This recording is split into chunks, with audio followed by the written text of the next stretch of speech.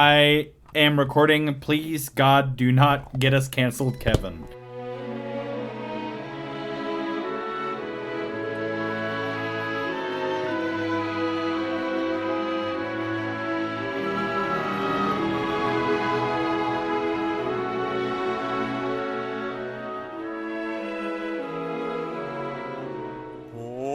Danny boy, the pipes are calling from glen to glen and down the mountainside.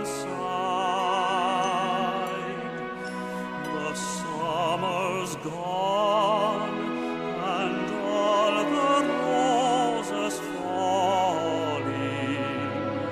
'Tis you must go, and I must bide. But come ye back when summer's in the meadow, or when the valley's hushed and white with snow.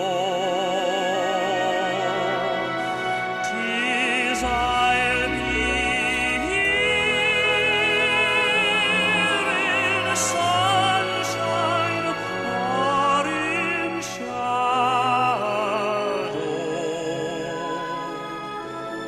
Oh, Danny boy,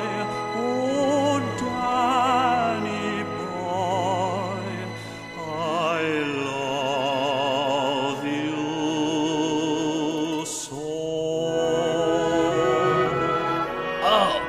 Oh, do you guys smell that?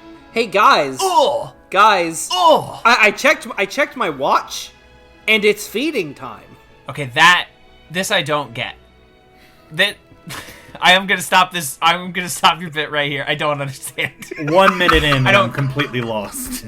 1 minute in, and I'm like, all I am at is Little Shop of Horrors, and like, God, I wish I had watched that twice in the last 2 weeks as opposed to fucking Artemis Fowl. I would kill. I watched Little Shop of Horrors on Thanksgiving with a bunch of friends, you know, in the before times where you could get together with a bunch of friends on Thanksgiving in Brooklyn. Did you ever see the cut ending? I that do. Frank Oz The spent cut like ending, $5 million on. Yeah, the cut ending rules. I think the regular ending is also good. I think the ending the movie It's came fun. with was also good. People just don't like it because it's not the same that they are used to. But God, I wish I had watched Little Shop of Horrors twice and seen the greatest special effect in movie history, Audrey 2, the most incredible built creature I've ever seen in a movie, as opposed to Artemis Fowl, who couldn't even just chill out to like find a tree. They had to make like a digital tree in the middle of a field in Ireland because they could not be bothered to find a tree. They could not. Ireland, or a country like Ireland, notably bereft of trees. Why spend a tree? The Green Isle, the Emerald Isle, bereft of trees. Why spend $20 of your $125 million budget on a drone shot of the house when you can just CGI the house entirely? Why bother? I mean, Too it's much movie, work. This movie is made by Disney, and Disney made a giant fake tree for Animal Kingdom. They have the technology to do big fake trees. Just do a big fake tree that's real. Just do a At real least big the fake tree. big tree is meant to cover a water reservoir. Like, there's a reason they made the tree, though. I wish that Artemis Fowl, as produced by Walt Disney Pictures, had used 1/10 of the imagination as a Walt Disney theme park. Like, as inventive as the Imagineer. Get some fucking Imagineers in here. If you're Kenneth Branagh and you're having a spot of tea and you're like, I'm gonna commit a hate crime against Ireland, the first thing I Kenneth do... Branagh's Irish, isn't he? I guess with a name like Branagh, but he should still be tried for war crimes for You this can film. still be hateful to your own people. Guys, I'm sorry to announce, the troubles are back because of Artemis Fowl. There should be a fucking new Nuremberg, and it should just be Kenneth Branagh for his crimes against the Irish in the major motion picture Artemis Fowl that we are covering on crimes the against the latest Irish edition of Movies for Babies. That's right. The Scooby-Doo one was a backdoor pilot, baby. So, in the grand history of Sonic the Hedgehog, of a pod called Scooby-Doo, and now Fartemis Bowels, we are here to talk about the Disney's latest release that they essentially shot twice, looked at, and said, nah, and then tossed it on Disney Plus. They just fucking chucked it over their shoulder. A movie so good they wanted to get it to us sooner. They just couldn't wait for the end of quarantine to get this one out. As opposed to Black Widow, which they saved. Black Widow, they were like, no, we will wait until after the virus is over. Artemis Fowl, they said, get this out of my house. I do not want... The people must know! I do not want Ferdia Shaw as the 12-year-old criminal mastermind Artemis Fowl in my goddamn house, and they booted him onto Disney+. A criminal who commits one crime and fails. To call oneself a criminal mastermind, as Artemis Fowl does in this film, one must commit crimes, which he does not do. But guys, he's Michael Corleone. He more so makes folks do the crime for him. That is the most pathetic fucking psyop I've ever fucking seen. Because Well, there was that scene in Artemis Fowl where Artemis Fowl Sr. was in the hospital and Artemis Fowl Jr. is standing outside with his hand in his coat pocket pretending he has a gun to scare off would-be fairy assassins and shit. Do you remember that? I'm sure that Forrest and Lake are very lost right now, so let's fill our audience in. Forrest and Lake, listen, welcome to the podcast. You're our biggest fan. Come on in. The water's fine. What we're referencing here is this will lead to a second thing, but in one of the pre-release publicity interview things for Artemis Fowl. I've been calling it Artemis Bowel for so long that I forgot it's actually Fowl. I forgot the lad's real name. Also Artemis Fowl, but Fowl is spelled Foul. Excellent. Director Kenneth Branagh said that he wanted Artemis Fowl to feel like Michael Corleone, which is... he does wear a suit, to Kenneth Branagh's credit. He's got dark hair. The boy does wear a little suit and little sunglasses. He does have dark hair. He's got dark hair, and he's not from America. Or at least, good start. he fights in a war. Now his war is against leprechauns, but yes. I think the parallels stand. Mulch Diggums is really the Frankie Pentangeli of the Artemis Fowl universe. Mulch Diggums is a Fredo at best. And of course, in The Godfather, I'm not dumb like everyone thinks I am. I'm smart too, Mikey. And of course, in the Godfather, there is a horse head. In Artemis Fowl, there's a horse body. It's connected to Foley. It's. In all fairness, Dame Judi Dench is genuinely Brandoing because she's acting while refusing to get out of her chair. Yes. While refusing to learn a single line of dialogue. And if she does win any award for this, she will not accept it, but rather Shasheen Littlefeather will. And... Oh, I love these jokes that are just for the three buds. Just three buds joking about Sasheen Littlefeather. This episode is just for you. Just for you. And then watch as the Google trend spike skyrockets for Sasheen Littlefeather. Just shoot 300% of its usual user base. It was, to be fair, that was really cool of Brando to do that.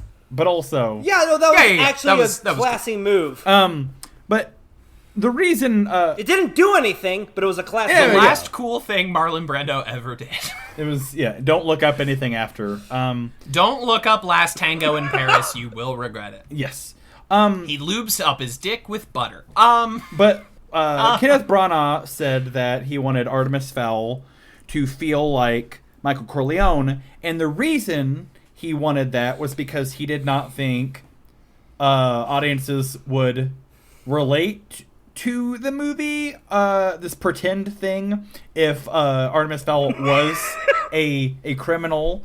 And the reason... Yeah, this movie, based on a popular series of children's on books. 2 books. That's where I was... It's based on the first 2 books Well, of the here's series. the problem. Now, I read the first 5, but that was a minimum of 15 years ago. So my memory is foggy. But this is a mismatch of, like, 4 different Artemis Fowl. Like, it's elements... It is essentially the plot of the first one with some random bits they decided to throw in from the next 4. That's... They can't let a little boy criminal mastermind be either a criminal or a mastermind. Right. When you adapt a popular series of books, the first thing you want to get rid of is the central conceit. That's the first thing you want to The get rid thrill of a little kid reading a book, and the little kid in the book is essentially Hans Gruber. Like, no, the first book is just Die Hard, except instead of, like, European terrorists... They're fairies? It's a little boy and his giant Russian bodyguard kidnapping a leprechaun. Yeah, it's Irish folklore. Vern, you were interrupted like 5 times. The It's all floor is good. yours. I'm sorry. It's all good. I'm used to it. That you led into what I was curious about, which was, I guess, Kenneth Branagh changed things because for folks who are not familiar with the source material. Kevin, you just said your history with it. I'm curious to know, Justin, yours. But real quick, Artemis Fowl was a thing that I knew existed, and that was the extent of it. Mm-hmm. I wasn't a huge reader as a young kid because every book that was marketed towards me was called Artemis Fowl or Harry Potter or something that just like Charlie Bone. Yeah, like City of Ember, all this like horseshit that like just High fantasy. high Ink fantasy. Heart. Yeah. There's a lot of young adult. Not Harry Potter. Yes, there's a lot of young adult literature that has Square Enix syndrome, where the title is just like Kingdom Hearts 305 8 over 2 or whatever, where it's just like the title is a brick wall, and if there's any interest you have, it cannot permeate that brick wall. And Artemis... Tokyo Mirage Sessions stroke FE remaster. Yeah, exactly. Exactly. And Artemis Fowl was one of those things for me. And Justin, how about yourself? What do you have any history with Artemis Fowl? I loved the first 4 books, and that was as far as I read. I had a huge crush on Holly when I was in 5th grade. You had a huge crush on the fictional character, like the non-visual character of Holly, which is fine. We've all done. A deep crush. That's cool. Absolutely. She was cool, yeah. dude. She was a kick-ass secret agent, like, soldier who, like, wore jetpacks and fucking hated a gross little slime ball, like, smart aleck kid, which I absolutely did not relate to. Nope, not one bit. So that's kind of my history with the book. I only read the first 4, but I remember them fairly well. I read the first 5. There are 8 in total. 8. And I tapped out. That is from the era of children's, all these books that if you squint kind of look like Harry Potter. Every single one of them went on for like 4 books too many. There was Artemis Fowl. Before YA became an industry. Yeah, exactly. That was Harry Potter made scholastic children's series literature like the dominant form of book publishing until Twilight and Girl with the Dragon Tattoo sort of surged a few years later, even though Girl with the Dragon Tattoo is a little bit older. But the popularity of it really just fucking took off. Well, it was once it was translated into English. Exactly. Once it was at every airport bookstore was when things really fucking took off. But I read the first 5, and then I saw that the title of the 6th one was like Artemis Fowl and the Time Paradox, and I'm like, this is where I tap out. I can't deal with a time paradox. Exactly. I'm a teenager. I have enough stresses. It's generally accepted that once you hit time travel, you are officially out of ideas. Yes. Okay. But this will not be a pod of us comparing it to the book and like, how could you ruin this book? Because that's not interesting. The first book is a bare bones kid finds out fairies are real, kidnaps one, and then the rest of it's just Die Hard because it's him interrogating the fairy and the fairy trying to figure out how to escape. It's like a Die Hard thing mixed with like a Silence of the Lambs kind of thing. With like the prisoner. Yeah, because there's a lot of great back and forth dialogue between a 12-year-old and a fairy. Yeah, and the 80-year-old fairy, Holly, who in the books is described as having olive-colored skin, and they chose the whitest child ever imagined to play her in this film. The whitest tween in all of Ireland. Yeah, the whitest tween. And, like, I get that the fairies are supposed to be small and you're kind of backed into a corner at that point, but having a bunch of 12-year-olds play them just looks like fucking Tim Allen's The Santa Claus when, like, the elf squad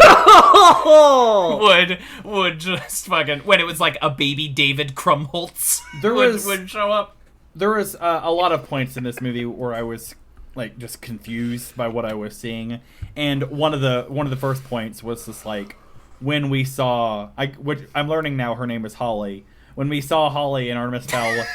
in frame together, and they're the same height. The character reported to be called Holly. Alleged Holly. In my notes, she exists as a Green Goblin because she's wearing the Green Goblin outfit from the first Spider-Man movie. No, she is though. It's God. The costume design is both like would be good for like an early 90s movie, but looks so shitty now. It looks like a Disney Channel original film.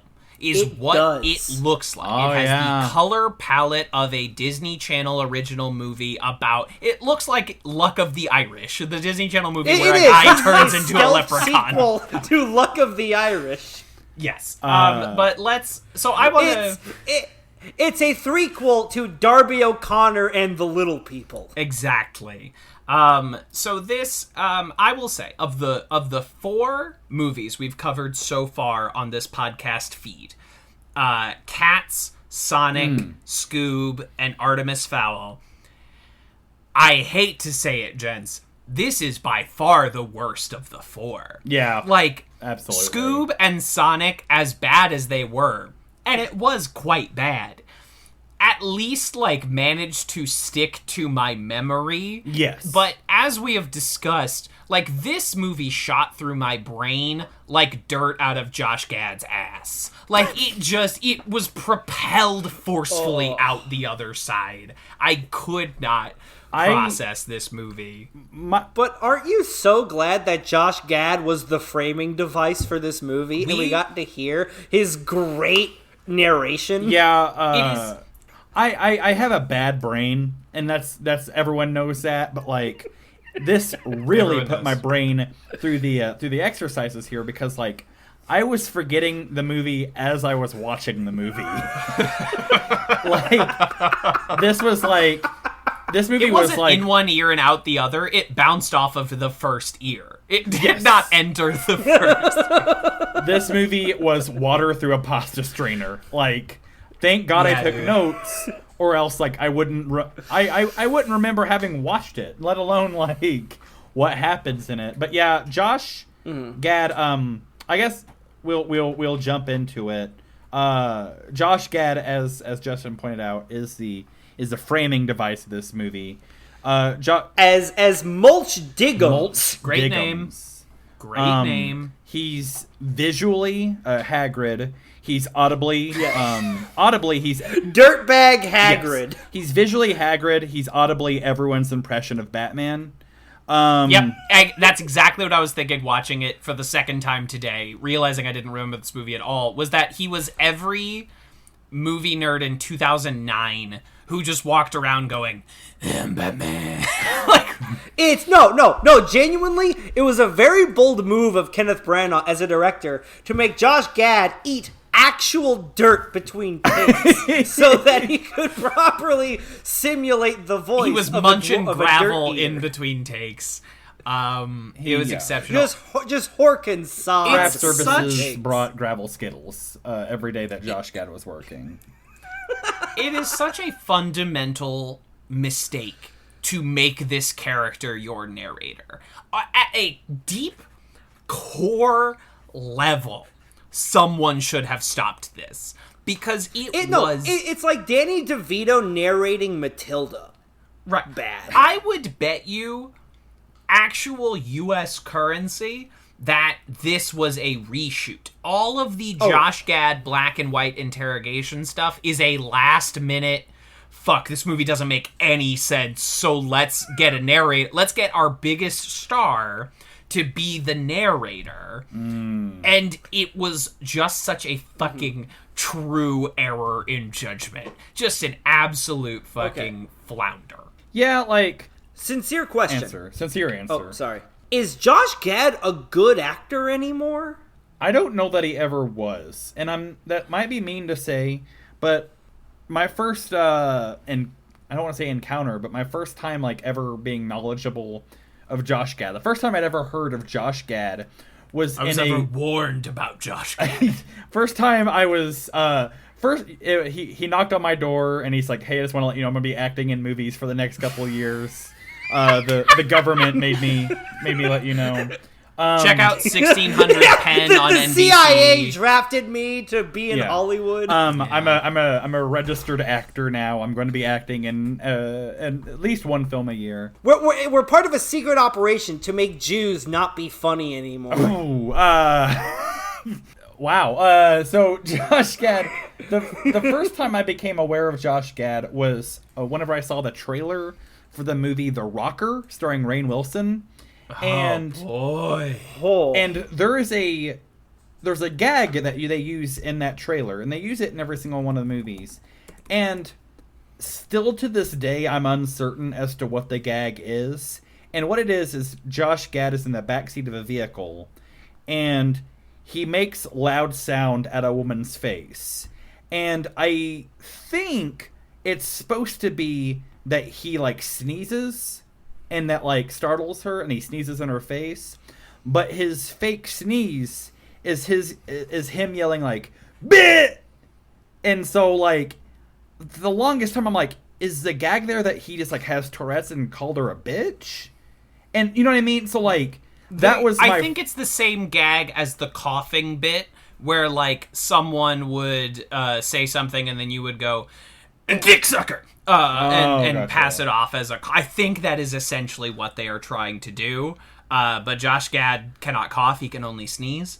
The Rocker being, of course, the worst movie with the best cast, just like a fucking all-star lineup all the way down, but just is an absolute pile of fucking garbage. Rainn Wilson, Christina Applegate, Emma Stone, Jeff Garlin, Jane Lynch, Jason Sudeikis, Will Arnett, Fred Armisen, Bradley Cooper, John Glazer, Jane Krakowski, and it's fucking nigh unwatchable. It's cool. Everyone, we're gonna chill out about The Rocker. That was my first experience with Josh Gad, and I've not really, like... I mean, to be totally fair, Josh Gad is not typically in the kind of movie that I would look for, or, like, you know, seek out. So, like, I can't say for any certainty that, like, he's not a good actor, but based on what I have seen him in, like, he's never like the attraction. He never wins points for the project or wins points for him. I mean, he seems like a nice guy, but he needs to be in small doses. You must specifically apply your Josh Gad. He's on, like, 2 episodes of New Girl as a character named Bear Claw, and he is legitimately quite funny in those, like, 2 episodes, but he is selectively applied. He is judiciously doled out.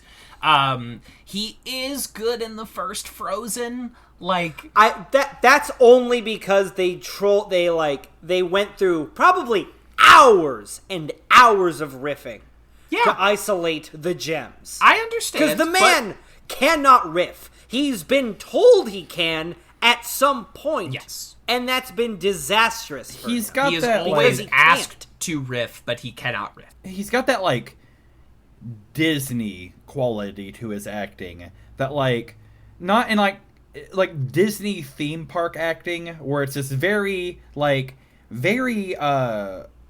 for the cheap seats, you know, like where you're at a Disney theme. Yeah. I've worked at a Disney theme park. I've witnessed this where like you have to be very animated because your audience is in 100-degree weather with 100-degree humidity. Several of them are not from America. They're traveling to America for the first time. And you have to just do, like, a very broad, just, like, dancey kind of, like, look how silly I am acting. And it seems like Josh Gad does that in everything. And that's... It's an almost old-fashioned style of acting. Yes. 100%. Like vaudeville, kind of. Yes. It's vaudeville. It is, forgive me, a Broadway style of acting. Of course, Josh Gad, famously in Book of Mormon. Yes. A musical that I think will soon be canceled very hard, but for now is still in the good pile. But he is in that. It's not anything like spectacular, but he's charming and funny enough in Book of Mormon. And now he is just basically a Disney guy. He's in Beauty and the Beast. He's in this. He is one of Disney's go-to guys. He's of course going to be in the Gaston prequel show. Where we see Gaston in The War, which we all want to see. Yeah, that is that's the one thing I thought they left out. a combination of words at me. That's the one thing I thought, like, the one thing that prevented me from enjoying Beauty and the Beast as a young boy was just like, man, I wish I could see Gaston in The War. It's just like... I wish I knew where his bloodlust and PTSD stemmed from. His cruelty. I want to see its origin story. Give me more of the most unlikable character in this entire thing, please.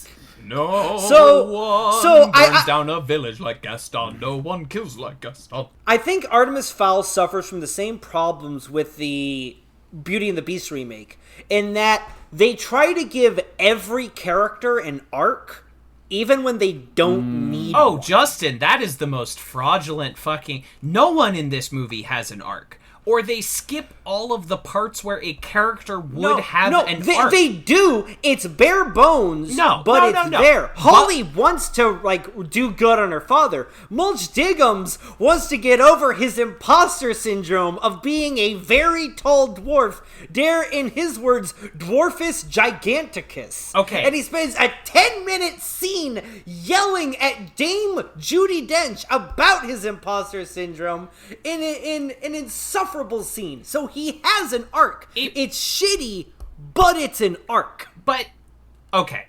Here is where I find fraudulence with what you've just said. And hear me out here.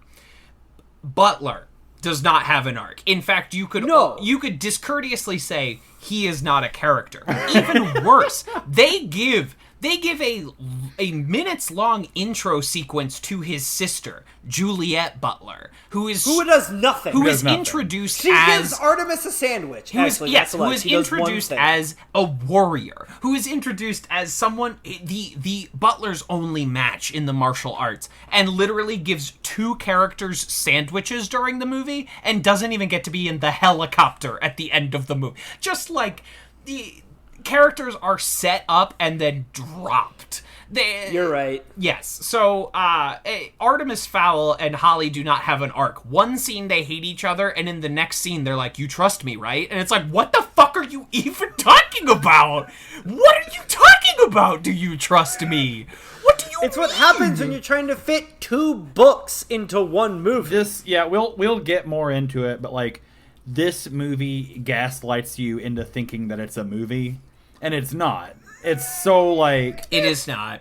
It is not a film. The film opens up, a bunch of news reporters are in front of Artemis Fowl's mansion. there's a They could not pick an opening, so they do 3 different ones right in a row. Yes. They could not pick their intro for the movie, so they're like, I don't know, a bunch of news reporters, and then we cut to Josh Gad, black and white, in an interview, and then we do Artemis Fowl surfing. Just like, I don't know, 3 different intros right in a You know, a boy who loves Ireland so much, he's not hiking the Irish Highlands. He's not wandering the streets of Dublin. He's doing that famous Irish surf. He's shredding those notorious Irish waves. top of the wave to ya. Top of the wave to you. Exceptional. I mean, this movie, you know from fucking Jump Street it's not going to be any good, because the first thing you see is a digital drone shot, and then in the bottom left corner, they do that computer text telling you where you are. They're like, and that has never, no good movie has ever used that. It has never been once in a good film. Correction. Bad Boys 2. Bad Boys 2 does that. Okay, but as we were discussing before we rolled, Bad Boys 2 is right on the precipice of being a hate crime and will soon be declared one, so I don't know if you want to be on the record praising Bad Boys 2 at this point. Fair enough. So there's this news is reporters. No, Vern, you Those go. in the thick of it news reporters yelling at Mulch Diggums. There's a bunch of cryons showing that like a priceless artifact has been stolen. Artemis Fowl Sr., a criminal! Yes. One of the folks that gets arrested is Josh Gad, and then we see several black and white. Not the character, just Josh Gad got arrested. They arrest in Josh this Gad, but unfortunately, his community service was acting in this movie. And so Josh Gad gets arrested, and then that sets up the framing device we were talking about earlier. A 2-camera setup where Josh Gad is sitting at a table and talking about the movie. He's got, as we said, like everyone's corny impression of Batman. He's doing that for his character. Great choice by except for the one scene where he isn't. Except for the scene in the jail where Josh Gad breaks out of his voice and he's like, "Oh, you're over there." There's a few very I'm sorry. Yes, there's a few very obvious improvs which are not bad. Like they remind you that this movie is. They remind you that cinema is a living art form, which is cool.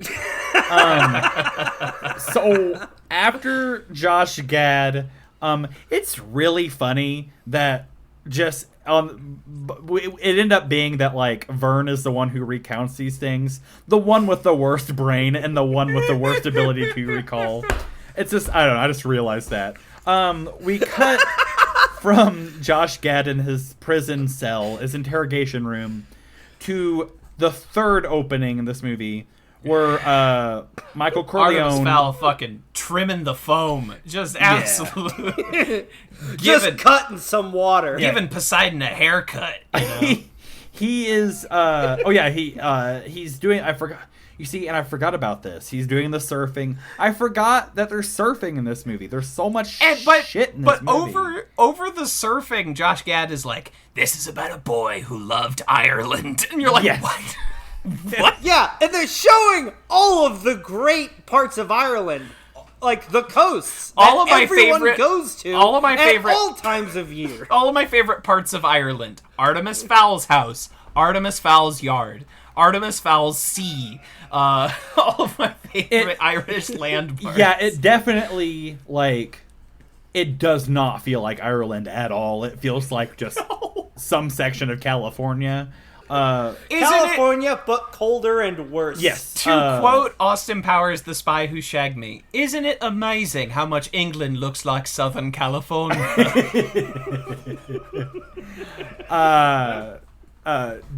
I suggest, Austin, that you don't question it and just enjoy the ride. That goes for you all, too. That goes for you all too. Yeah, I forgot this movie takes place in Ireland and everyone has an Irish accent. So after What, all 2 of the characters? yes, this movie is like being on hold with several calls at once, and you're just being passed around to different like customer service people. was just like really rude of Kenneth Branagh not to tell Colin Farrell he was in a movie.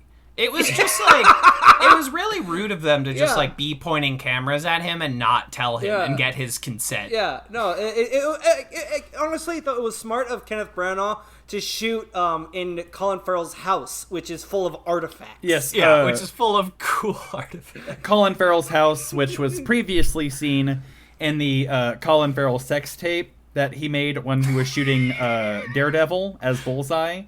Colin Farrell has a shaved head, and he has a goatee, and in this sex tape, while he's performing oral sex on a woman, he says, and I quote, "I'm gonna have this for breakfast, lunch, and fucking dinner." That's a real thing that exists. We genuinely stand a king. We should have watched the Colin Farrell sex tape. We I should would have. have much rather. Next month, we're going to review the Colin Farrell. Movies for Babies, can we watch the Colin Farrell sex tape? We watch famous celebrity sex tapes. We watch Pamela Anderson on the boat. We watch Kim Kardashian. We watch those, Damn, that's Paige actually a from the podcast WWE. idea, though. So shut up. We're gonna copyright We'll that. watch. Sure. We'll watch One Night in China. We'll watch just all these. We'll watch Wings Upon Eagles, starring Lawrence Lawrence. Yes, exactly. Yep, I know what you're talking about too. That one's for you, Forrest. So Michael Corleone is being questioned by this old guy in an antique chair, and Michael Corleone, Artemis Fowl, he's like, "Hey, you know your chair's fake, right, Gov?" And that's supposed to show that like Artemis. Probably the worst show this character is smart scene. Like, it's somehow worse than show this character pass by a chess game and win. The second this character sits down in that chair, you know every detail of the scene that is about to unfold. Yeah. You know he's going to be like, you know, because all smart people are smart at everything. You're not just smart at one thing really good. You're smart at everything. So he's like, oh, cross-stitching wasn't invented until 1349, so this could not have been the Queen's chair. Artemis Fowl, you passed all the LSATs at age 12 and you know how to field dress a dinosaur. But yet you don't know how to make friends. Does this alienate you? Oh, well, actually, your chairs are fake and you're a dipshit. Fuck you. And he tosses the double birds and then skateboards out of the room. Man, I wish that's exactly how the scene played out. He does ride his little wheelie board through the... What he does is he surfs on land. Oh, land surfing. Oh. Artemis Fowl surfs all the elements. He's so smart. He knows how to surf on land. It's like Artemis Fowl's Disney's such a cool Tarzan guy. all over again. He surfs the trees, the very trees. Yeah, this first scene with Artemis Fowl, like, for a movie that was trying to him out to seem like Michael Corleone, he comes across as a lot like Sheldon from The Big Bang Theory. At least Jim Parsons has a personality. This is true. Like, was Kenneth Branagh behind the camera just being like, more monotone? No. Less energy. Less energy. Less sufferable, child. Be less sufferable. Smugger. Yeah, it's he's very. I guess you can say that like Josh Gad acts in this movie because no one else does. But yeah, he's the only one who showed up to play in any way. Yeah, that's technically true. This is a fully CGI Judi Dench. Like, she is created. Josh Gad and the old man in the chair that Artemis dresses down. Those are the two guys that are acting in this movie. Well, Yeah. no. Also, the Foley the Centaur, but we'll get to him later. No. You didn't hear. You dare deny his whinnies, his snorts and clops? I fucking do. I dare, dude. I will come at Foley with everything I have, dude. Fuck that horse. I hate him. We are getting ahead of Vern. It's all good. You guys are talking about Foley as if that's the worst thing about this movie. At least we could hear the sound effects. So, Artemis Fowl's dad. It's a dumb joke. The real hero of this movie is the guy smashing watermelons in a dark room. The The Foley boys. The real hero of this movie, the guy taking tap shoes on cabbage, or whatever the fuck. As Justin mentioned, Artemis Fowl Jr.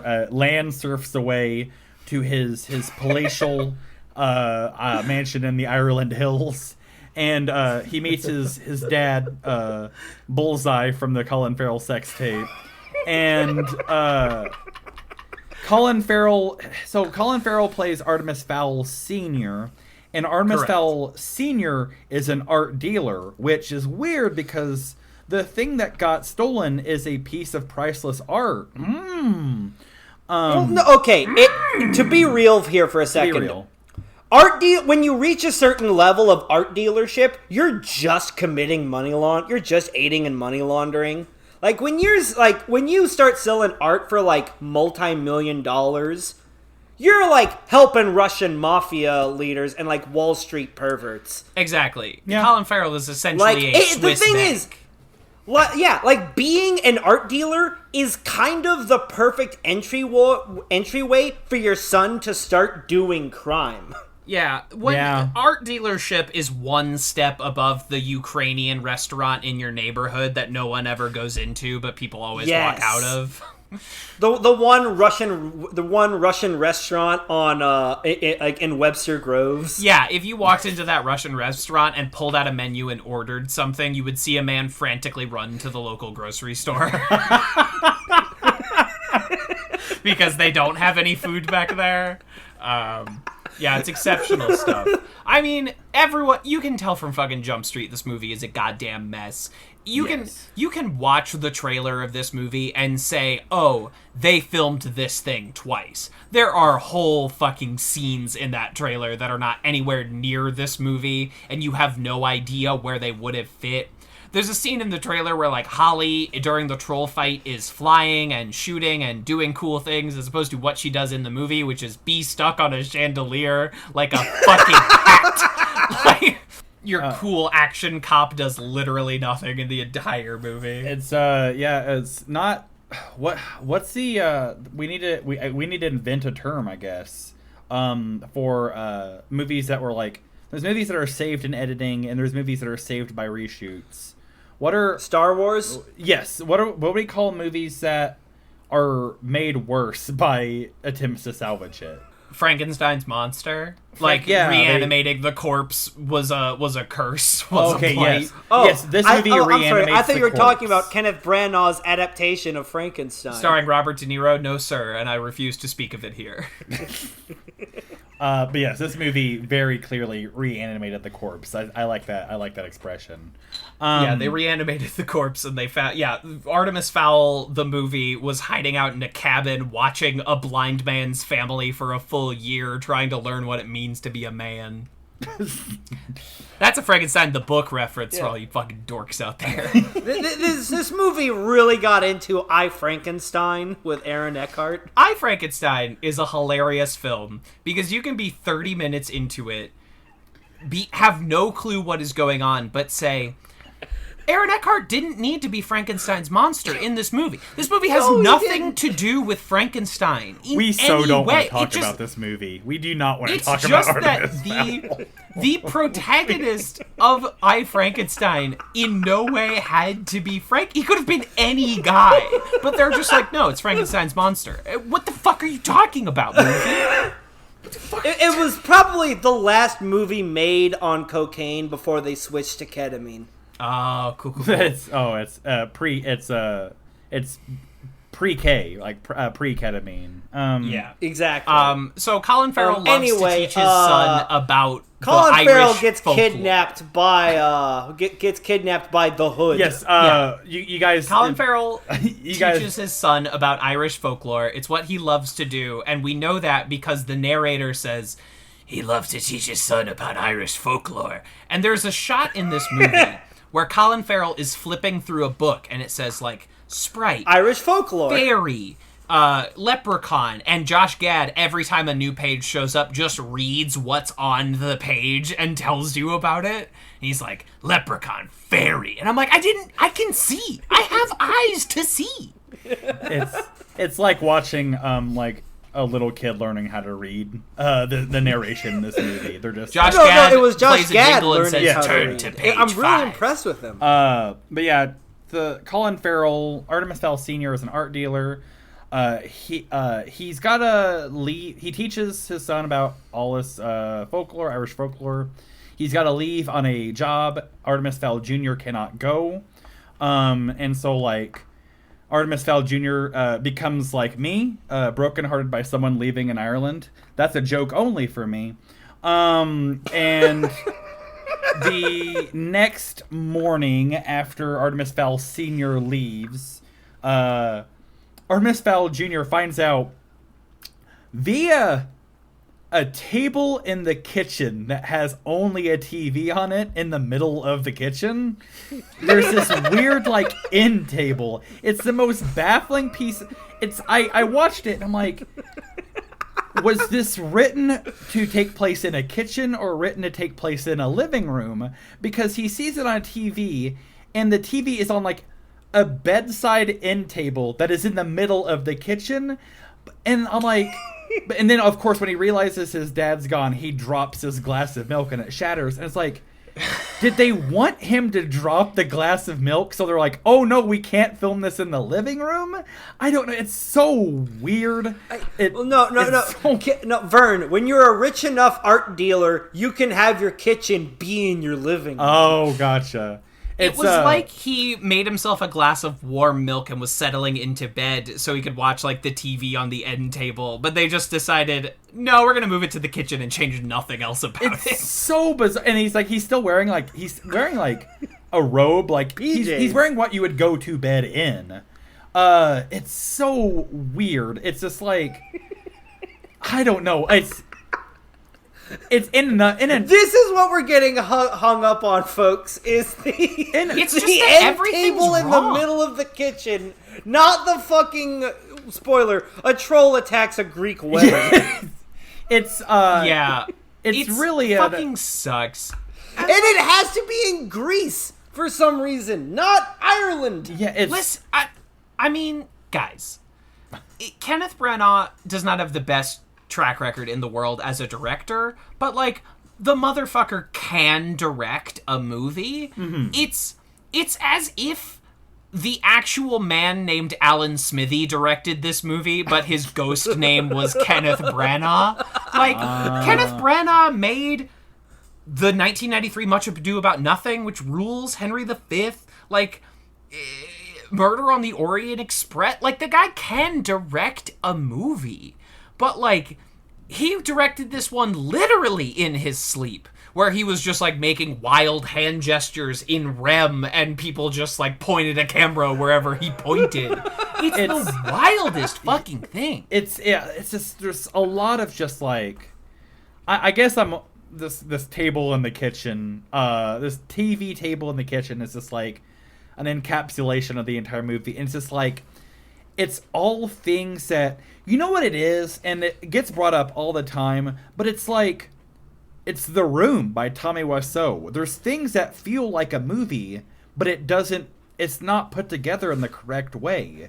So it's this weird, like, fever dream of a movie where you're like, this feels like a movie, but it does not play like a movie. No, I mentioned this in text, and I do genuinely believe this.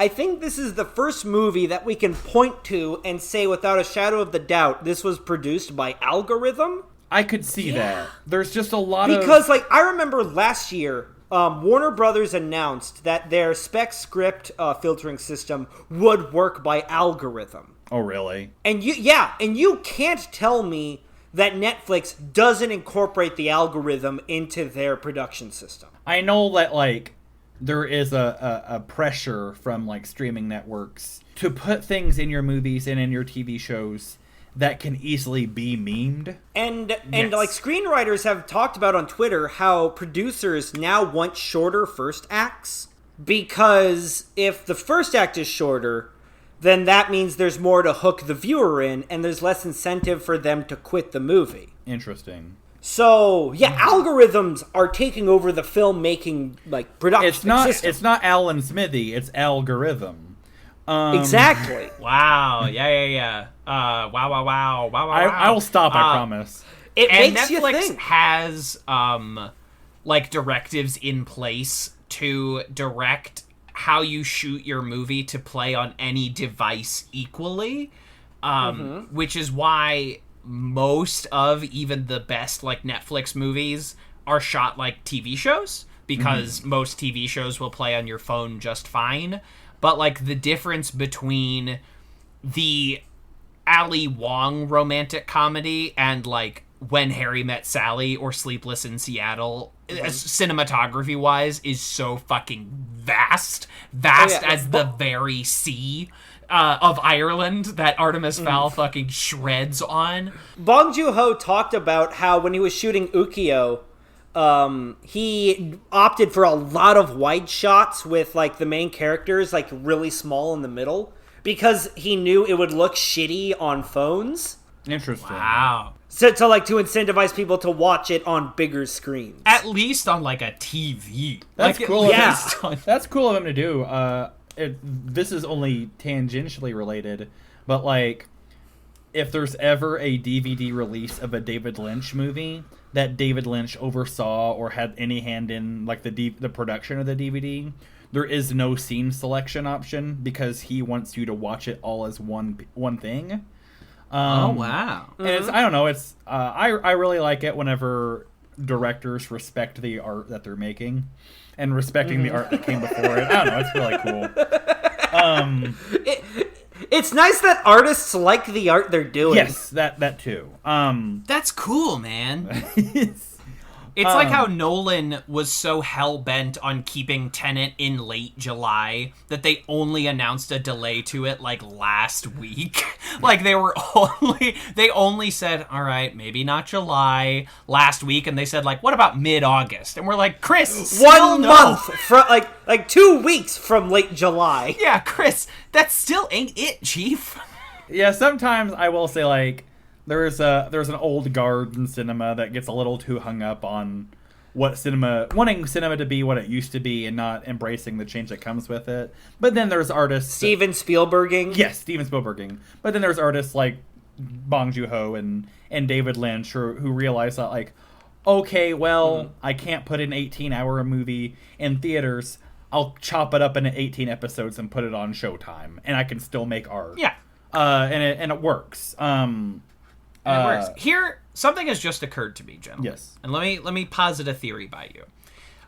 Because I was thinking about Tenet starring Kenneth Branagh, or at least featuring Kenneth Branagh in a significant role.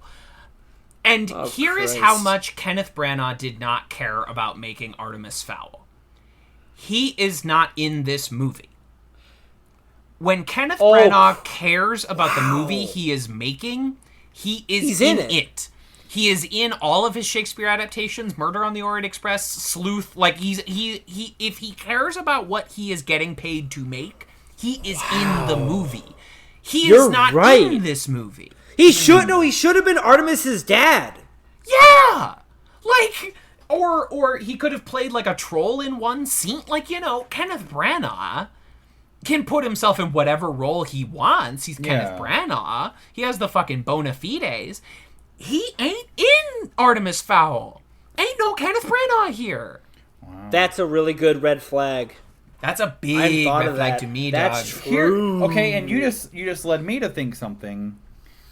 How much of this is Kenneth Branagh directed it, and how much of it is he directed it like Steven Spielberg directed Ready Player One, where it was like majority of the movie will be visualizations, VFX artists will do it, direct these scenes of it so that we can still say it's a Kenneth Branagh movie. Considering the rumors that Disney doesn't let Marvel directors direct their action scenes, I think you're right. They do. And there was a whole lot of times during this movie where it felt like I was watching a Marvel movie. Oh yeah, it's got that Marvel like shitty CGI action stink all over it. Yeah, it is. The troll looks like something from 2005. That's exactly what I was thinking. This the CGI is 2002 shockingly bad. CGI. This is Harry Potter 1 fucking CGI in this movie. I was reminded a lot of X-Men First Class, but X-Men Yes. First Class, like X-Men First Class feels like a sci-fi original movie. You know what I mean? So like, Yeah. and then you mentioned like the computer text that like showing where the movie's taking place at the beginning, and that's totally an Asylum thing. So yeah, this 100%. Yeah, Every Mega Shark versus movie has that exact plug in That font. Yeah, that font. It's all right there. So it's about this point in the movie where we enter the fairy world for the first time, and it is by my mark, the least spectacular entry into a fantasy world that I have ever seen. Movies that I don't like do this exact moment. Kick Artemis Fowl's fucking ass into the fucking sea. Like, It looks like the Dinosaur City from the Super Mario Brothers movie. No, but Super Mario Brothers has a sense of atmosphere. Like, there's a there's a grit to it. There This is a just looks feeling worse. to that city. The TV movie version of Dinotopia kicks this movie's fucking ass as far as intro can we watch into Dinotopia for this? I would talk the shit out Wentworth of Miller and Hallmark Dinotopia, presents dude. Dinotopia. I fucking love Dinotopia, my dude. But like every Starring version of Nigel this- Thewlis. and I'm thinking, Hell like, yeah. even movies that aren't fucking good, like Lion, the Witch, and the Wardrobe, or the first Harry Potter, do this moment well. Like, Yeah. the moment where Hagrid taps on the bricks and we enter Diagon Alley for the first time is, like, yes. magical. Lucy steps through the wardrobe and we enter that sound studio in England, and it's just, like... The Willy Wonka and the Chocolate Factory World of Imagination reveal. Yes, like, they're even, and this is a low fucking bar, even the Tim Burton Charlie and the Chocolate Factory does this better than Artemis Fowl. It It's feels- like Holly gets off a bus, we pan to a wall, then we pan back to Holly. Like, it's the worst. it feels like there's that opening. How much would you want to bet Guillermo del Toro was hired and then fired from this production? He would not have signed on. But I understand what you are. Because Oscar this winner, movie screams Guillermo del Toro would have gone nuts with this property. right. I was watching that scene and I was thinking about the troll market sequence in Hellboy 2. Yes, that's exactly and how what it much the reminded troll me of. market fucking like kicks Artemis Fowl's stupid ass.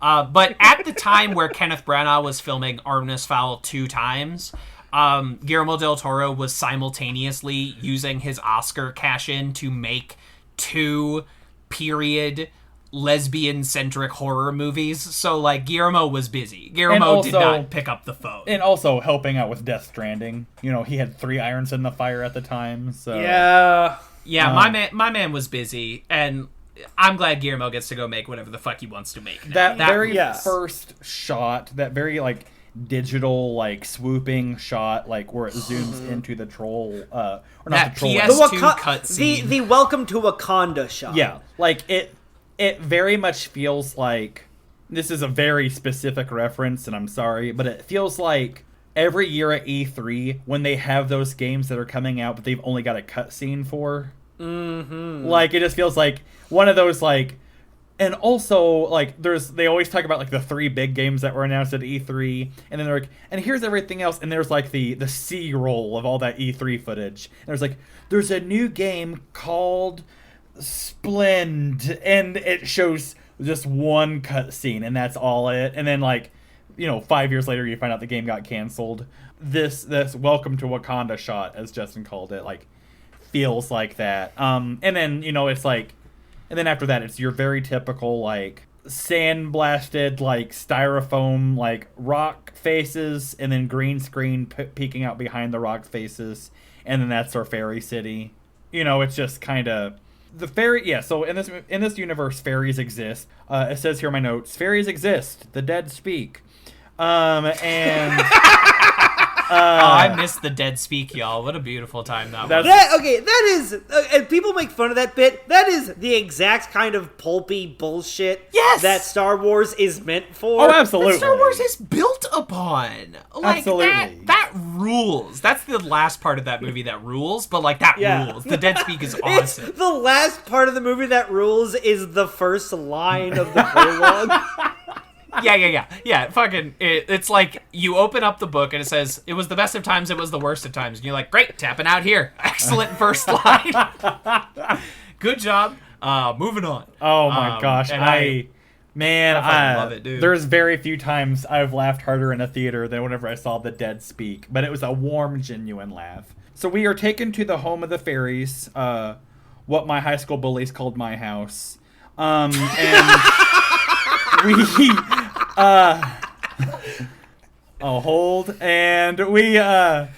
I didn't talk to enough people to have bullies to do that. In the home of the fairies, we re-meet Gadrig, Josh Gad. He is being taken to fairy prison for digging and tunneling.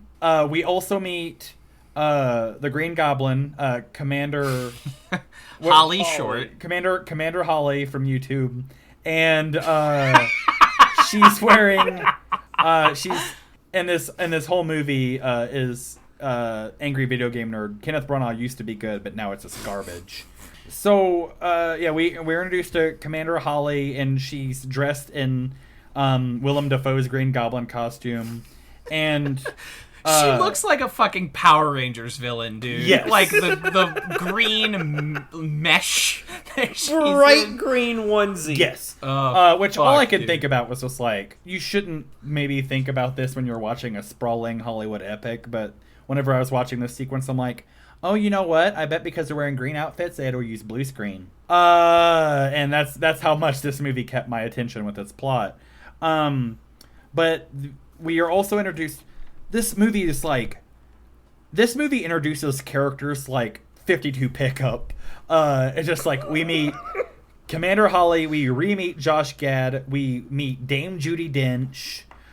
Who will not get out of her chair. Dame, she's the commander of the fairy police. This priceless artifact that was talked about being stolen by the reporters at the beginning of this movie, its being missing is also affecting the fairy world. They want to get this thing as well. Show some fucking respect. It's the Achelos. It looks like an acorn. Yes. And I've seen this movie 2 times. Literally no one person can tell me what this thing does or what it is for. Nor can anyone pronounce it consistently. Because it sounds like Oculus, but it's the Aculus. I am using the Gadian pronunciation, and I am calling it the Achelos. Achelos. It's a typical, just like we were talking about Revenge of the Skywalker, Rise of the Skywalker, whatever it is. We were talking about that earlier. Like Rise of the Skywalker, like a lot of the Marvel movies, we gotta find the glowing MacGuffin cube. Just one of those movies. And that's part of why it feels like a movie, but it isn't. It has things that movies have. Yes. But I think it would be generous to call it a movie. Yes. It's a shambling alien. It's Vincent D'Onofrio inhabiting the body of a movie. Yes. How? God, what this movie desperately needed Vincent D'Onofrio doing some cockroach in a human body shit. Like Artemis Fowl. 20 years ago, he would have been a spot-on mulch. Think about how different this movie and Men in Black both have the big reveal. Welcome to a larger world that you were never a part of. And think about how fucking good it is in Men in Black, a like perfectly solid movie. Like an exemplar of its kind of movie, like summer blockbuster Men in Black. Put it up again and think about like the cool fucking creatures, how much you understand the rules of Men in Black's world. I could not, we get to the end of this movie every time, and I cannot tell you the fucking stakes. When the time bubble starts imploding, I don't know what that means. Yeah. What are you talking? The time bubble is down, but Colin Farrell... We keep having scenes with Colin Farrell, so, like, the fairy world isn't paused, but the fisherman is paused? We don't know. Here's the thing. The glitching CGI that they fucked up during production is swallowing Colin Farrell. And, like, you have this like the awful kind of fucking- weird peaks and valleys you only get when you're fucking up your CGI will swallow Colin Farrell whole. And you have this shit-ass, like... who you didn't want to cast a villain, so you just have them like completely in shadow and voice modulated. And I thought the whole time this was gonna be Judi Dench. I was like, okay, this has to be fucking Judi Dench. That was it's in and my it just notes. isn't. It's no one. It's nobody. Does that happen? Like, that's in my notes. It says way later on. It says the villain's named Opal Colby, and I only know that because I wrote that down. So Coboid, in the please, books, thank you. Like I said, this movie combines two books. The first book is just Artemis Fowl's a bad guy. He wants to kidnap a fairy so he can get fairy gold and rebuild his family's fortune. The second Artemis movie, Fowl kidnaps a fairy so that he can... fairies grant wishes with gold. So he needs to ransom the fairy to get the gold to get a magic wish to cure his mother's insanity. That is the plot of the first Artemis Fowl book. Whoa. And like, you don't have to do that. No. But I've watched this movie 2 times. I could not tell you why Artemis Fowl kidnaps a fairy. It has nothing to do with anything. The second book is Artemis Fowl gets framed by Opal Colby for selling batteries to goblins who want to start a race war against the other fairies. And Artemis Fowl and his new team of friends go to Russia to save his dad, who has been missing for years. Yeah, who's been kidnapped by Opal, who wants to use him as like ransom to get Artemis Fowl out. It's a dumb book for 5th graders. It's a baby book, a book for babies. In the book, or is later on in the books. I mean, you read 5 of them and 4 of them respectively, but like, does Opal come at Opal Kobe, Opal 1 Kenobi? Does she turn out to be Judi Dench later on? There's no disguise. Opal Colby is just this like albino with long white hair, and you just know who they are and what they look like. There's Opal no is the mystery villain for a second movie that will never come. Yeah, Opal is the villain of books like 2 and 4. Gotcha. And the 4th book has like Opal in the title or whatever the fuck. It's like the Opal. They're named like mystery novels because the last one it's like the Opal Conundrum. Yeah, gotcha. The Opal exactly. And we have that, but like in this movie, all we get from this Opal character is that she looks like the girl from The Ring underneath that mask. Like, it's just like this mash of dark hair. Well, I thought it was just like Judi Dench because it's like, okay, we can only afford Judi Dench on these days. We'll just put her in a all black enemy from Aquaman costume or whatever. But like, Dame Judi Dench has that like Black Manta. Thank you. Black Manta. Thank you. I watched that movie 3 times in theaters. I will not forget it. Disgusting. I only know Black Manta from the Justice League cartoon, but like, anyway, Judi Dench, when she does in this movie, she does that like, we'll send them. She does that kind of voice to the entire thing. She's doing also Josh doing Gad's Batman performance. voice. She's also doing Batman voice. And then also doing Batman. Opal Kobe sounds like Judi Dench doing that voice, but wearing my Optimus Prime helmet that I have that modulates her voice. And so I wearing thought it was the Target exclusive Darth Vader voice modulator. Yes.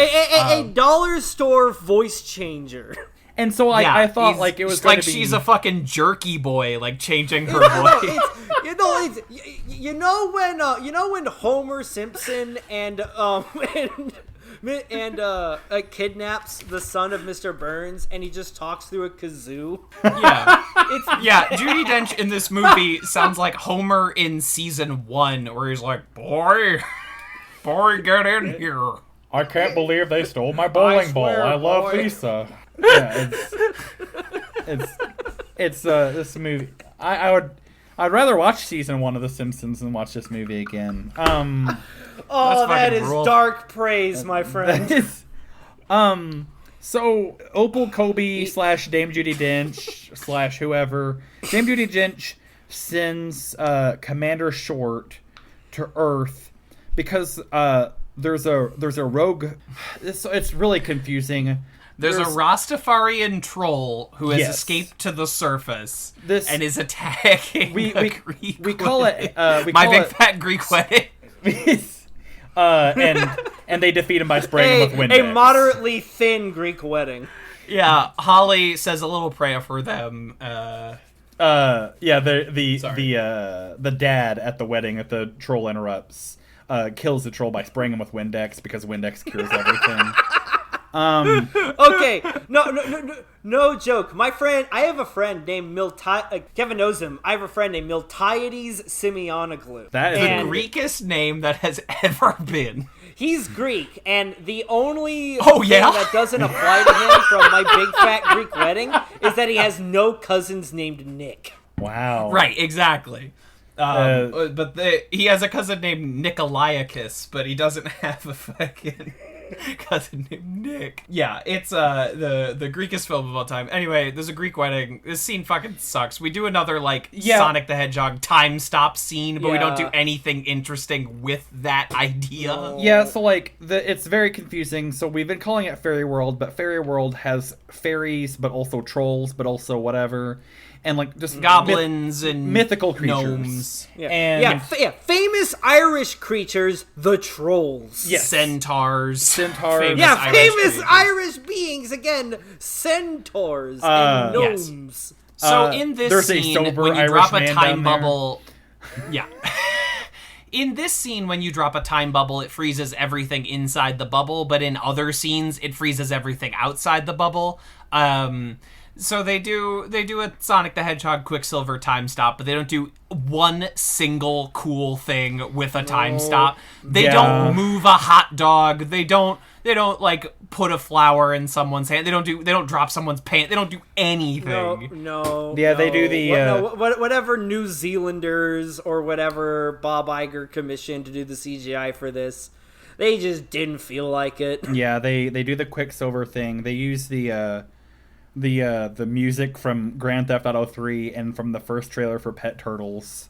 The Commander Short, she uses Quicksilver powers to get rid of this giant troll at this wedding, and it's like, if she's gonna do that, then where was she to deal with my mother-in-law?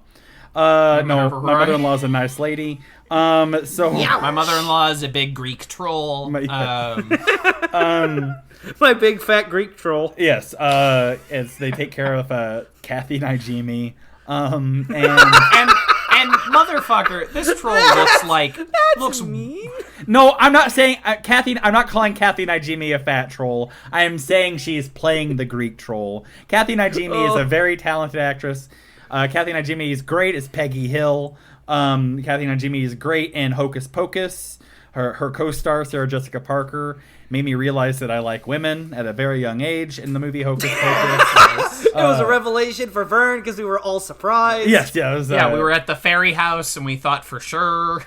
Turns out all I needed as a 6-year-old kid was to see Sarah Jessica Parker writhing on a broom, and I'm like, all right, that's it. To see, let's be fair, the gayest women icons. And that's what turned Vern straight. It's it was.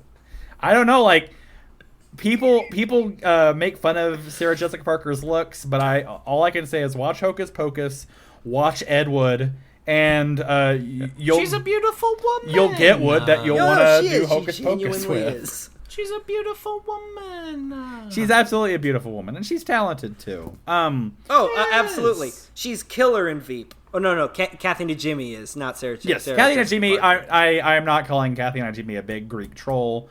I'm doing a bit. Kathy Najimy is a wonderful lady. But yeah, Kathy Najimy, if you're listening to this, come on, Movies for Babies. What if she was the third person that listens to this show? Can you imagine? Forrest Lake and Kathy Najimy.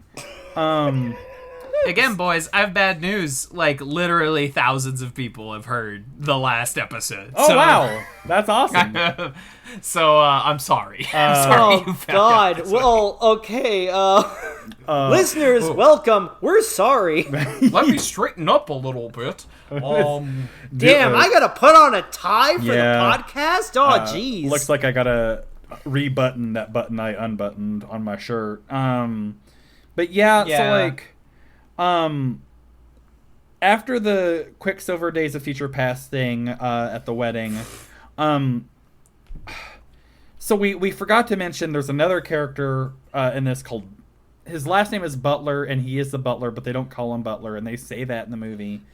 No, his name like- is Domovoy Butler of the long line of butlers. Yes, the family, not the profession. He's Yeah, it's a cute joke. You know, it's a funny little, like, a long line of servants to this family. Like, it's a fine enough joke that his name is Butler, but they're like, don't call him Butler. But that never comes up as, like, a moment in the movie. It's funny Yeah, because he's named after a Russian fairy. in a real movie, there'd be a certain point where, like, Domovoy is fighting with a bad guy, and the bad guy would say, like, come get me, Butler, and then Domovoy was like, oh, you asked for it now. You know what I mean? In a real movie, that would happen. Yeah. But it and doesn't then happen he would in beat this. him up. Yeah. Like, he would beat up a troll and say, the butler did it, and, like, crack his knuckles or whatever. Yeah. See, what sucks is in the first book, there's the climax is Butler fighting the troll one-on-one, and Butler wears, like, an old Irish suit of armor. Yeah, rules. He That 1v1's sounds- It's so a fucking fucking sick. troll. That He sounds does a awesome. squash match with a fucking troll. But it instead, in this movie, it fucking Squash sucks. It fucking sucks. Yeah, we forgot to mention him. He's been, like, Artemis Fowl's, like, companion through this movie. But the butler shoots Commander Short after the Greek wedding with, like, a tranquilizer dart, and they And stick her in a fucking chicken coop. they stick her in a chicken coop, and this is what really confused me, because they show, like, Artemis Fowl talking to her, and, like, that's when you realize they're the same height, and it's really confusing, because I thought this entire time the fairies were, like, fairy sized. Yeah. And you know, she was I thought it was like Julia Roberts and Hook. You know, I thought they were just doing a thing like that for a second, but no, it's just Commander Short is just human sized. She's just short for a person. Yes. When not even She's like a 10-year-old. she's Like, she's not much shorter than Artemis Fowl. I mean, I guess the thing is, like, she's like 800 years old or something. But well, she's only 80. She's young. They do It that goes to- by anime rules. the worst this is kind of rules. This is whenever yes, the worst kind of rules. This is when Artemis learns that the fairies are real. Artemis and the butler head to a remote part of ADR Beach called Exposition Cove, and that's where they prepare to meet. I was really proud of that when I wrote that down last night. That's a good bit. When that's it's, you know, adjacent to Whip Pan High. That's where they prepare to meet the fairy troops. Judi Dench is going to send fairy troops to Earth to try to rescue Commander Short, a rescue mission. And Artemis Fowl and Domovoy are like, we're going to head them off at the pass. We're going to meet them. I don't know, whatever. Meanwhile, Josh Gad is in fairy prison, and he's listening to I Want to Know What Love Is, because that's a funny song for a fairy to be listening to. Guardians of the Galaxy fucking ruined Yeah. everything. And I love those two movies. They are the two best Marvel movies. They are remarkably solid and emotional, but they fucking ruined everything, dog. I am legitimately surprised that, like, Kylo Ren was not listening to Black Sabbath and Rise of Skywalker or some shit. In like, the second It movie, the most recent It movies, It Chapter 2, there's a sequence where, like, this kid's getting, like, Pennywise is barfing in this kid's face, and the entire time that's happening, they're playing Angel by Juice Newton, and it's just like, and it's like, it's exactly what you said. It's like, I love Volume 2. Guardians Volume 2 is not just a great comic book movie, it's a great movie. It's the best Star Wars movie Disney has ever produced. Yes, absolutely. But it is ruined. It's the best Star Wars movie anyone's ever produced. Yeah. Yeah, that's fair. Absolutely that's fair. true. But it has ruined audio editing forever. Because that's just what we do. Yeah. Like, what I was watching the Watchmen TV show this past weekend because it was free and it's very good. But the entire time I'm like, boy, one day we're gonna run out of peppy songs to play over dark images. Like, that is a finite resource. I guess we're not out yet, but one day we surely must run out of these songs to put over scenes of people getting beat up, scenes in prison. God damn it. Like, please, stop doing it. It's only good when James Gunn does it. But like, so Josh Gad gets into a prison fight with these goblins. He makes one of their heads explode. And as soon as that happens, I guess Dame Judi Dench and the fairy, like, police realize that, like, because he can dig really fast and tunnel really fast, they need him. They need him to get into Artemis Fowl's house because they've dropped the time freeze on his house. And it's just like bizarre. Like, imagine the dome in the Simpsons movie, but way more confusing. In a normal movie, this would be your mid-act stakes raiser. Is that the fairy cops bust out an old convict who, in order to get time off his sentence, does another job.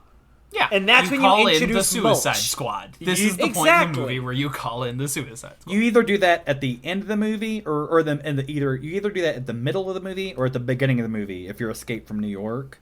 But if it works, if you do it at any other point during your movie, apart from the beginning or the middle, it does not work. Since this movie is structurally Die Hard, you want it in the middle. Yeah, right. But yeah, so like, whenever the fairies came to Artemis Fowl's house, they dropped this like big bubble that like freezes time inside the bubble but not outside. I don't know, but like, no, this one freezes time outside the bubble because the Gordman's fisherman is frozen outside the bubble. The old man when time starts again, his only solace is he gets put back in the boat 100 feet in the air. The boat starts tipping over and he yells out, "Why'd I buy this boat?" And then it freezes. And talk about a resurgence. but yeah, okay, so there's this fairy logic thing where like fairies can't come into your house unless you invite them in. Yeah, they're vampires? Yeah, they're vampires, and which makes no sense. And so like, no, that's like a kind that's sort of a fairy thing, like an Irish fairy thing where fairies have like a weird protocol, and one of the things is you gotta let them, like you have to invite them to let them in. Gotcha. Yeah, like, it's a general folklore thing, like a capital F folklore thing. I gotcha. Speaking of Colin Farrell, we're doing a fright night. Like, the fairies cannot come in; they're just like waiting outside until you call Josh Gad. So I guess this means that Josh Gad is not a fairy. No, he's a fairy. He's a dwarf. No, he's a dwarf. He's not a fairy specifically. Okay, you're right. He is of the fairy folk. Gotcha. So right, like, but there was also like centaurs and goblins and shit down there. They are not all Faeries. Gotcha. Yes. The term fairy gets used a whole bunch in this movie, and like predominantly all you see in this place is fairies, and so you forget that like. This movie makes you forget there's a centaur running around. This movie just like there's so much shit going on in it, and it lingers on everything so little that your brain can't process it all. So Josh Gad like does some witty banter with Judi Dench. Witty is stretching the term. Also, banters is stretching the term. He does them at Judi Dench. Yeah, that's true, yeah. He does them at Judi Dench's body double. Well, Artemis Fowl tells the fairies, you have 20 minutes, and their first thought is, we gotta get a guy from the center of the earth in the next 20 minutes. Like, a scene that goes on for so long I watched for like 2 minutes, got up to piss, came back, and Josh Gad was still riffing. Yeah. And he'd Still pretty talking. much given up the Hagrid voice at this point. It was just Josh. Yeah. It was just Josh kind of whispering, but it does lead into the only spark of joy I had in this entire fucking film, which is where Josh Gad yanks his jaw to fucking Junji I forgot Ito about that. proportion. Fucking yanks open his maw to give himself like a 3-foot mouth. And then when he starts talking, he starts riffing with his 3-foot mouth, and he looks exactly like YouTube sensation Crazy Frog. And that's when he says the eponymous line, "It's feeding time." Yes, which God just made me want to watch Little Shop so fucking bad. Yeah.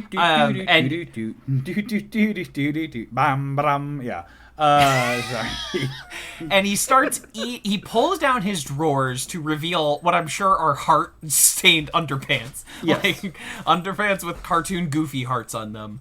He starts munching down on the dirt, and it sprays out of his asshole into a fairy's face. Just fucking sprays this fucking dude. That's like the best part of the books, though, is the recurring joke that dwarves have bonkers like biology. Like they eat and shit out dirt simultaneously. Their like beard has nerve endings in it, so they can like see in the dark and also pick locks. Their snot like hard dries. It's like bonkers, and they don't do any of it. That's all stuff that seems like it's gross, but it seems like clever and fun and unique. And Yeah, it's something you'd think kids would like, right? yes, it's this thing. Like I've never read the books, but like I do wonder just like how much like they always say like the movie version of a book is always the worst, and like I wonder just like how far we plummeted off the Artemis Fowl cliff with this movie. I just wonder, but like Rick Riordan, Kevin's best friend, wrote this like incredible. Is there a story? It's a puffin bit. It's a puppet. Oh, okay.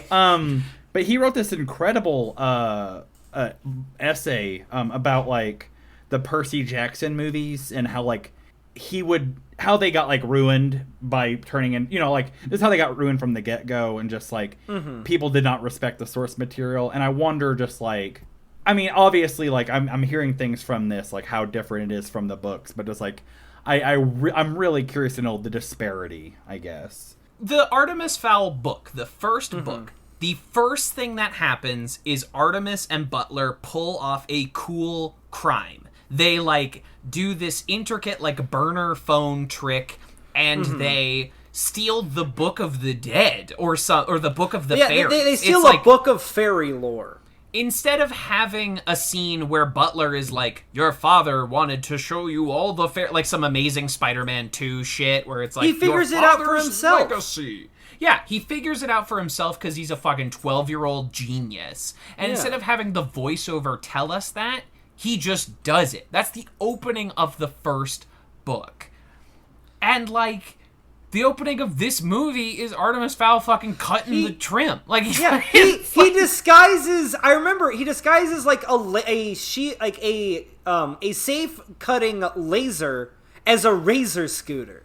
And Yeah, if I was 12 and saw that, that would blow my fucking mind. Yeah, like the extent of like Artemis Fowl is a criminal genius that happens in this movie is every time the fairies do something, Artemis Fowl's like, just like I knew they would, and that's it.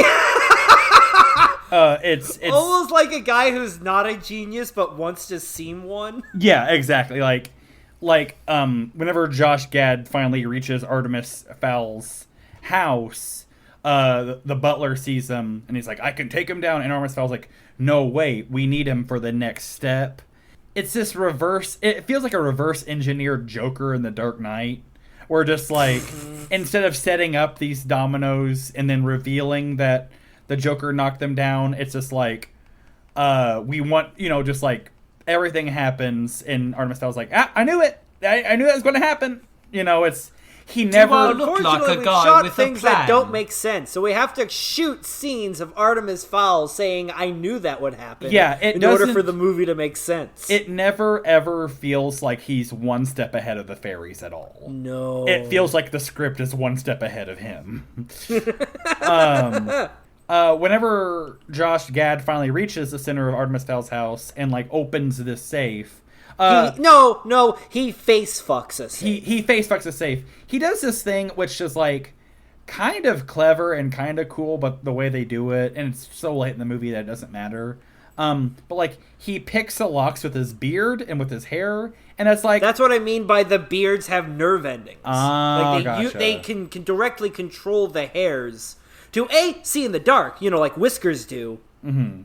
But as they evolve, they're like, oh shit, we can just pick locks with these. Gotcha. And that's why dwarves are such good thieves. And there's several times in this movie where like someone's like they're reaching into their coat pocket for something they need, and Josh Gad's like, oops, I took it from you. And I don't know, it's whatever. But Josh Gad gets into the safe in Artemis Fowl's house with his beard, and the safe is where the MacGuffin is. The Aculos. Aculos. The Aculos. Thank you. Put some fucking respect on that name. Respect Aculos. the artifact. And they corner Josh Gad, and then in the next scene, they're best friends with Josh Gad. It's just like the worst. It's like Pokemon. He just collects fucking Pokemon the whole time, and then it's like, Charizard is my best friend now. Yeah, very good point. Like, at some point, like, all of a sudden, Josh Gad is best friends with Artemis Fowl, and like earlier, all of a sudden, the fairy that was like in a chicken coop becomes best friends with Artemis Fowl. Just people like change motivation and arcs. It's like on a dime. They want to do the cool arcs where people like switch allegiances and join the right side, but they don't want to put in any of the legwork to make it make any sense. So just in the next scene, they're best friends. Yeah. They just turn it right around, and then the next scene, they're best friends. Yeah, Artemis Fowl like goes up to Commander Short and he's like, "I need you to trust me, or do you trust me?" And she's like, "Okay," and that's it. And you're like, "What?" It's like. What? Like he put you in, and so there's a lot of times where you're waiting for Josh Gad to do the double turn, or Commander Short to do the double turn. We're just like, this dumbass believed us, but that double turn never happens. It was a genuine, just like, no, we're friends now. At some point, the movie realizes that having Obi-Wan Kenobi or Opal Cornhole or whatever her name is. Opal One Kenobi. Having her in the center of the earth. Like, oh shit, that doesn't work because we also need a villain to confront Artemis Fowl. So they call the guy from the BBC show. There's a show that's on BBC and it's an American Netflix show. It's called Lovesick. They call the doofy friend from that. His name is Cudgeon in this movie. I bring this up because the show Lovesick, my wife enjoyed it. It's a show about like a guy, he's a philanderer, he fools around, he finds out he has a venereal disease, and he's got to tell everyone he slept with that he's got a venereal disease, but also try to find love with this venereal disease or whatever. And for season 2 and season 3 of the show was called Lovesick, which is an appropriate, perfect title for a show that is about this. But do you guys know what the name of the show was during season 1 when it originally aired on the BBC? I wish I was making this up. The original name of this show was called Scrotal Recall. Damn, that's really good, though? Remember that. I remember that when it happened. That is such a fucking good name for a show. I'm low-key kind of mad they changed it. Gotcha. I could see either title working, but for how the show looks and feels, Lovesick is a better title. But this guy does not have the tone of a show called Scrotal Recall. Yes, Scrotal Recall should be like that scene in Johnny Dangerously where the guys are walking around and their balls are super big. That's a Yeah, reference. Scrotal Recall should be what they call the next, like, dirty grandpa movie that Johnny Yes. Knoxville makes. It's Yes. the next Austin Powers movie. Austin Powers in Scroll Recall, yeah. But this guy who's playing Cudgeon, he's like a bad cop for the fairies, and like, you know, all cops are bad cops. Got to keep that relevant. Got to keep that theme All going. fairy cops are bastards. All fairy cops are bastards. They're All gnomes are bastards. yeah.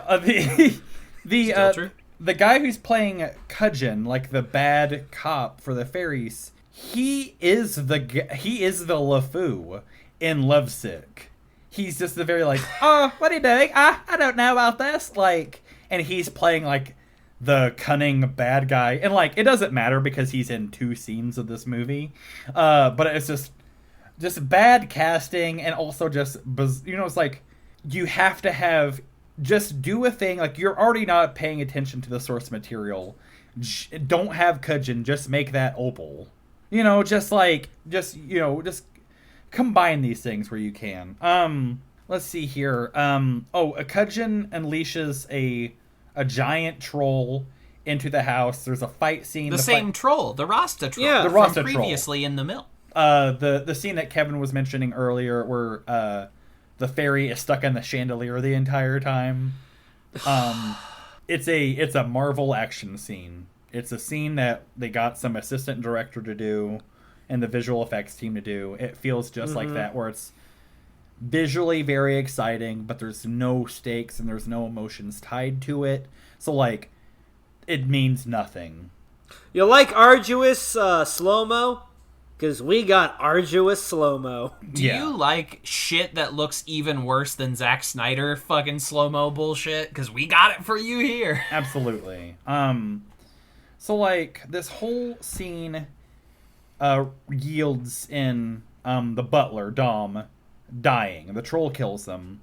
But, of course, because this is a movie that is made after, 1980, whatever, like, Dom dies and he's brought back to life a minute after he dies. Because Immediately. why do we need stakes? Why do we need stakes? Why do we need emotional investment? It's, we'll just kill off Superman, bring him right back. Kill off Captain Kirk, bring him right back. Kill off Shaggy, bring him right back. Like, just like, I hate when movies do this. Like, I don't know, like, if either don't include a death in your children's movie or make death mean something. I don't know. It's just very frustrating. And I don't know, like, it completely undoes, like, the whole world could end if you kill someone and bring them right back immediately. It's just, I don't know, stakes are important, and this movie has no stakes.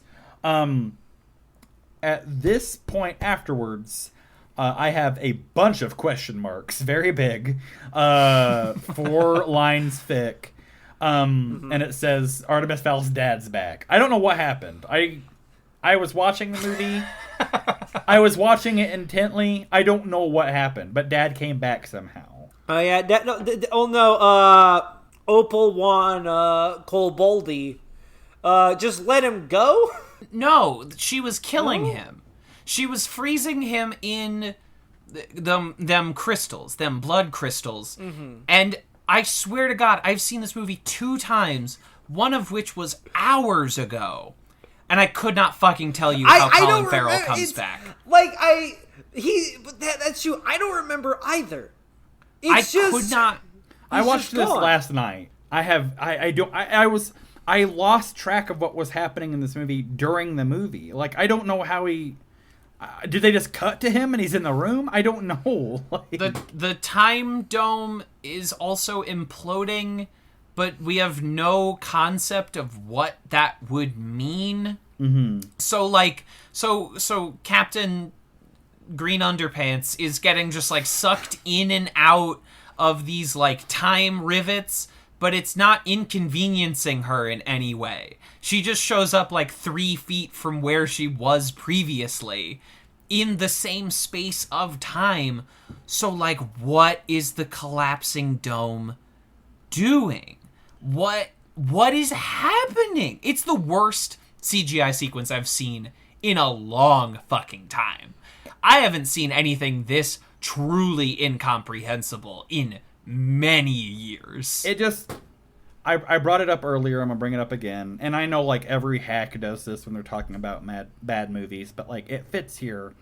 With The Room, you can at least, like, a lot of the reason the dialogue is so stilted and everything is so stilted in that movie is, like, it's written by someone who's, like, English is not their first language, and that not being able to speak in English or speak coherently in English causes mistranslation in a cinematic language, and that happens here. Like, the cinematic language, the language of cinema in this movie is so broken and so, like, incoherent that you just can't, as someone who was watching it, like, I lost track of what was happening in it while I was watching it. And I'm not, like, you know, one of those people, like, I got bored, I don't know, like, I can follow what's happening in a movie traditionally, but, like, this, and I definitely can follow what's happening in a movie, like, that's made for children.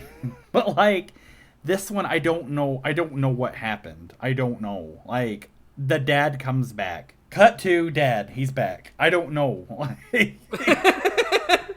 Cut to dad, he came back, you know, somehow. Yeah, my dad's here to also fail to do crimes. Yeah, to even do one crime. I will still call myself a criminal mastermind. In the same way that some people call themselves a writer, but they've never written anything. Artemis Fowl is like, I'm a criminal mastermind. Now, I'm an entrepreneur. Crimes. I've started no businesses, but I'm an entrepreneur. I'm an entrepreneur. It just excessively dumb fucking shit. Holly gets back to Leprechaun HQ, and they applaud her for no getting reason. And defecting with the enemy. You betrayed us in our time of need. Woo! Yippee! The dumbest fucking movie I've ever seen in my entire life. And then, in that framing device where Josh Gad is in prison recounting the story, like, at the end of that, Artemis Fowl busts him out of prison, and then they go off to sequel He's land. like, your fairy dreams will become living nightmares. It and I'm takes like, an eternity to say, you best believe in ghost stories, because you're in one. remember that incredible moment from the first Pirates where Jeffrey Rush says that, and compare it to literally any moment in this film? Like, just... Can we just take a moment to appreciate just Jeffrey Rush? Yeah. For giving absolutely. 100% to everything he's in? Y'all, if you ever get a chance, it was an HBO original movie. It might be on HBO Max or Go or whatever it is now. Whatever one they've decided on. Whichever one they've landed on. Jeffrey Rush is he plays the lead in The Life and Death of Peter Sellers. He plays Peter Sellers in that movie, and it's the raddest movie. It's such a great movie. That sounds so great. And Jeffrey Rush he's almost a better Peter Sellers than Peter Sellers was. Sounds dope. It's an incredible movie. John Lithgow plays Stanley Kubrick. Good, yes. Well, yeah, I mean, it's HBO, so they gotta get Lithgow in there somewhere. Yeah. Gotta cram in that Lithgow. He's in the stable. I remember it being, granted, it's been over a decade since I've seen it, but I remember it being absolutely incredible. Jeffrey Rush I'm sure it's good. Jeffrey Rush is just the best part of everything that he's in. He's the only man who tried for Pirates of the Caribbean 5. And God bless him for it. God bless him. God bless him for it. Anyway, Josh Gad pulls his mouth again. The bit's so nice they did it twice. The exact same CGI, like the exact same shot. They just repurpose it from a slightly different angle. They hit Control-C and then Control-V on his on that fucking effect. All right, we're done. We're done with fucking Artemis Fowl. This movie sucks shit. If I am ranking the 4 films that have been covered so far on this show, Artemis Fowl dead last. Sonic and Scoob are equivalently nothing. I guess slight edge to Sonic for basic coherence. You know, like, at least, like, they had rings in the Sonic movie, which is more than I can say of Scoob. See, I gotta give points ahead for Scoob for just sheer insanity.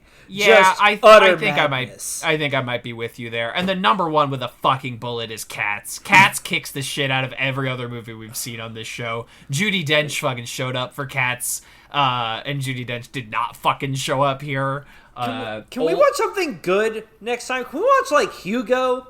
Y'all, let me tell you something. Y'all?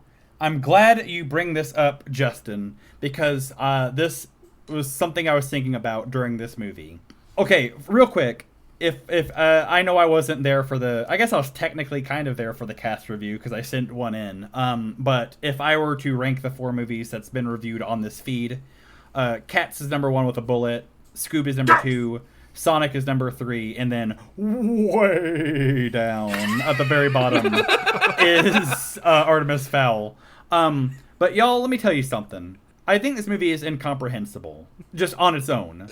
But Inconceivable. Impenetrable. Impenetrable. It's everything. But I think a nugget of the reason of that was because I had severe figurative whiplash watching this movie. And let me tell you why. The 2 movies I watched prior to this movie are Paddington and Paddington 2. Masterclasses of child filmmaking. Paddington 1 is the gold standard of children's movie. We were talking about Guardians of the Galaxy Volume 2. I think Guardians of the Galaxy Volume 2 and Logan are the Godfather and Goodfellas of superhero movies, of comic book movies. I've not watched a lot of comic book movies since those 2 because like they can't get better than this. And like that was it. Like they here's spoiler, Vern. They didn't. And yeah, and like Scarface is fine, but Scarface cannot hold a candle to Godfather or Goodfellas. Guys, no. After Paddington and Paddington 2, they should never make another movie for children ever again. Paddington, the original, is the gold standard for just children's movies. Paddington 2 is the gold standard for sequels. Paddington 2 might be the best sequel of a movie ever made. They are both phenomenal movies. They're not just phenomenal movies for children. They're phenomenal real movies where the stakes are real, where everything is handled with a reverence and with an importance. They are masterclasses in setups and payoffs. Yes, absolutely. Everything. Like, shockingly good. Everything that gets set up gets paid off in just the most perfect, beautiful way at the end of both of those movies. And they do a thing like they do a thing that Sonic has not been able to do, that Scoob has not been able to do, where they take, granted, Paddington is not much here in America, but like they take this beloved children's character, this beloved character from fiction in general, and they treat him with a reverence and respect, and they do not ever do any of that Solo, a Star Wars story bullshit stuff where like when Paddington gets his coat that you see on every Paddington doll in the Paddington movie, it is, we don't want you to get cold. And it is a simple act of love and a simple act of caring. And that in itself makes it a beautiful, profound moment that gives that coat meaning. There's never a moment where like, I'm going to wear this coat forever and I'll always think of my family. And he looks into the audience, it looks into the camera. Like, they are just like, Paddington and Paddington 2 are just like everything that a person who respects art and a person that respects cinema wants out of a movie. They are the gold standards. I cannot give those movies enough praise. I could praise those movies every day for the rest of my life and I still would not have done enough work for them. And just like going from Paddington to Paddington 2, which the best sequel of all time, maybe one of the best movies of all time, and then going to this was just like the riding the Mr. Freeze ride in reverse, just like 60-0 in no time. A movie for whom the only reverence is towards the almighty dollar. Even if it does not get talked about on this podcast. Justin, you said let's watch a good movie next time, even if it's not Paddington or Paddington 2. If you guys have made it this far into this review and you've not seen Paddington or Paddington 2, or you dismiss those movies because they're about Paddington, get off your lazy ass and go watch those movies right away. Rent them, stream them, do it, pay for them. Please, God, pay for them so they'll make more of those Paddington movies. They are just like the best things you'll see in a long, long, long time. I cannot give those movies enough reverence. They are everything. Kevin likes to say this movie doesn't deserve to lick the boots of whatever. Like, this Artemis Fowl doesn't deserve to lick the floor of the shoe store Paddington got its boots in and left from. Like, Paddington is in a whole other world outside of this movie. It is. I know it sounds like I'm overhyping it, but I guarantee you I'm not. I can corroborate with Vern. Paddington and Paddington 2 are like, honestly, watching them, they're the kind of movies that I hadn't got the same feeling since watching The Muppets. Mm-hmm. In terms of quality, and like, it's family friendly. The first decade of Pixar, good. Yes, absolutely. Before they just took the hard pivot to sequels.